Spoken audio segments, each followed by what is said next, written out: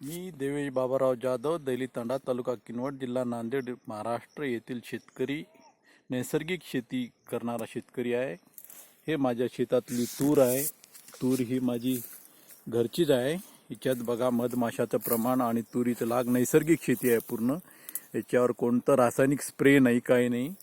हे बघा, हे मधमाशा पण आहेत त्याच्यात, नाही तर तुरीवर असं मधमाशा पाहायला मिळत नाही लोकांना. हे बघा मधमाशा.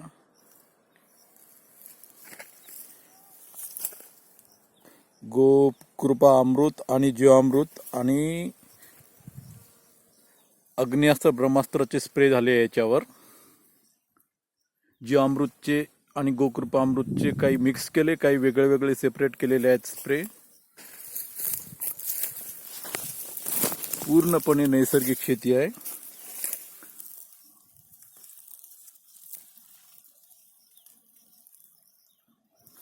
पुष्कळशा शेतात पाहतो तुरीवर कुठं मधमाशा दिसत नाही, पण आपल्या या नैसर्गिक शेतीत मधमाशाचं प्रमाण वाढलं आहे. हे बघा मधमाशी,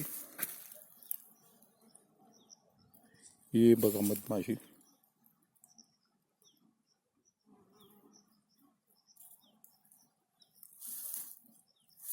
एक एक झाडावर 2-4, 2-4, 5 असे दिसत आहेत. असे भरपूर आहेत तसे, पण सकाळच्या वेळेस जर पाहिलं तर खूप प्रमाणात दिसतात, या संध्याकाळच्या पिरियडमध्ये.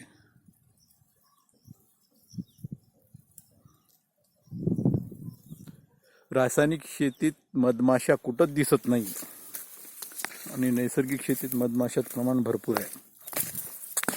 पूर्ण नैसर्गिक शेती आहे. जमिनीत कोणतं 5 वर्षापासून खत नाही, औषध नाही.